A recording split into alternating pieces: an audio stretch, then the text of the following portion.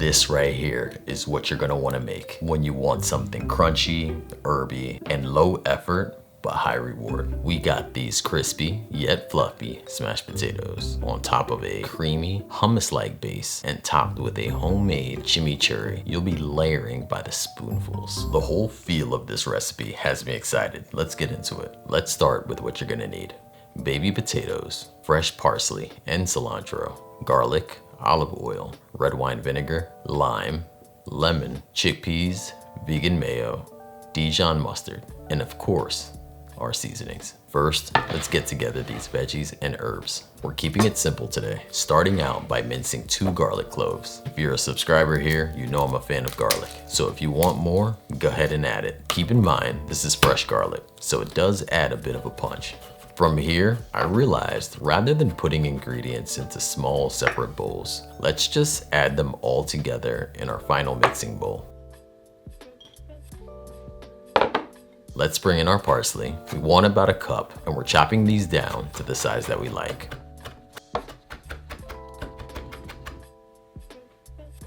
Followed by a half a cup of cilantro, which is optional, but I like it because of the flavor that it adds.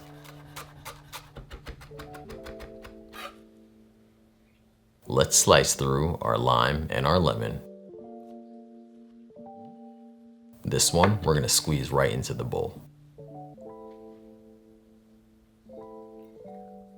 Okay, let's clear these dishes out the way and finish up with our chimichurri sauce. Into the same bowl, we're building this like a pesto, so no blender. Simply add the rest of your ingredients. We have oregano, salt, red pepper flakes, garlic powder, and smoked paprika.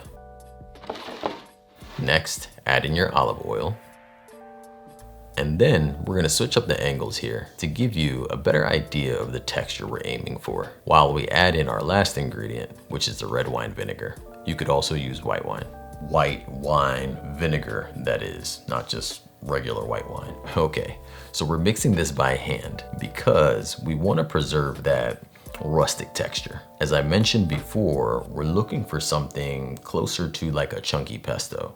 Well, pesto's kind of chunky anyhow. Regardless, we don't want it creamy, say like a dressing. So say you decided to blitz this in a blender. You'll lose that distinct bite of like herb and garlic, and the oil, it would emulsify. Again, turning it into more of a sauce. So, with baby whisk on hand, or a close cousin, bring this together, then put it off to the side and let it sit as we pull together our co-star of the show, our crispy smashed potatoes. So this is one of those things, the longer the better. You see, the vinegar breaks down the garlic a bit and softens it even more, and then it pulls even more flavor out of the herb, and then, let me not nerd out. We can just nerd out together in the comments, I promise. So to bring together that co-star, let's start by prepping a pot of water and getting it to a boil.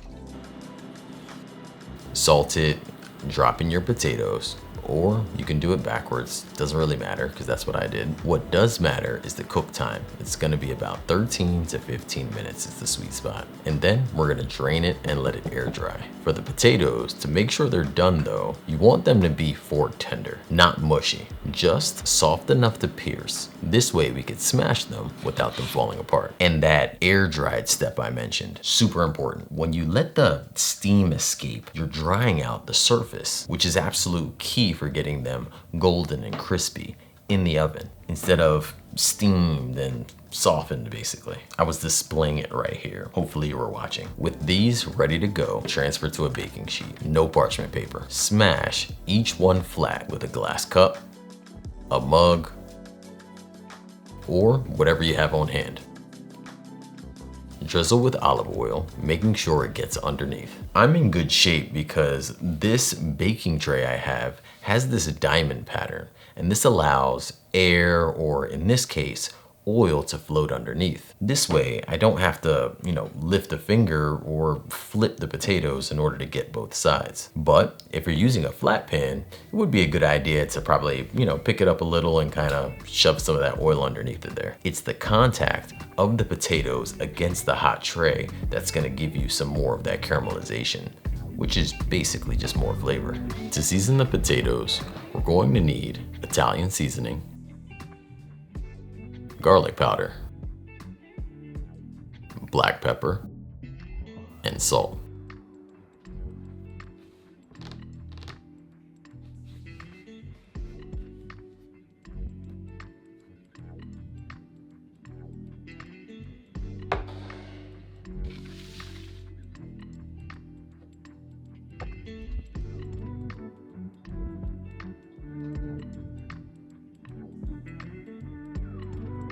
Mix that together and sprinkle over the potatoes. These go into the oven for about 30 to 35 minutes or until crispy. And yes, you can air fry it, especially if you live in those like desert temperatures. Desert hot, not like desert cold. Desert cold, an oven is a good idea. Now, with our potatoes in the oven, let's work on that hummus-like situation of a base layer. Empty into the blender 1 can of chickpeas. If you don't like chickpeas, cannellini or butter beans would also be some good ideas here. Dijon mustard, vegan mayo, or in a pinch, you can use vegan sour cream, juice from half the lemon, and then salt and pepper to taste. From here, just blend until smooth.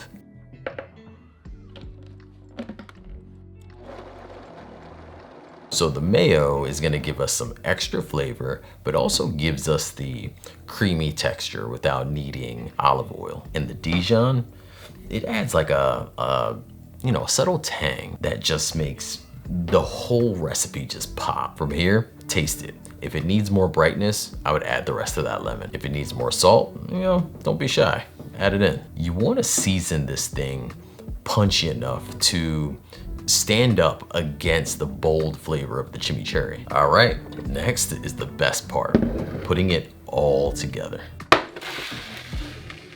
As you see here, that hummus-like base, I'm dropping a huge scoop of it at the bottom of the plate. Next, I pile on my crispy smashed potatoes because, it's hard to share. And to finish everything off, I drizzle on my chimichurri. This is texture layering at its finest. It's just a blast of contrast in every bite. Serve this family style, share it if you want to. I ate it all in the closet. The full recipe is linked in the description, or you can check it out over on my website, makeitdairyfree.com. Make sure you subscribe, follow me on my other channels, and share your photos. Please don't hesitate to do that. That's how I put myself to sleep. I appreciate you so much for being here. Until next time, believe in good. Peace.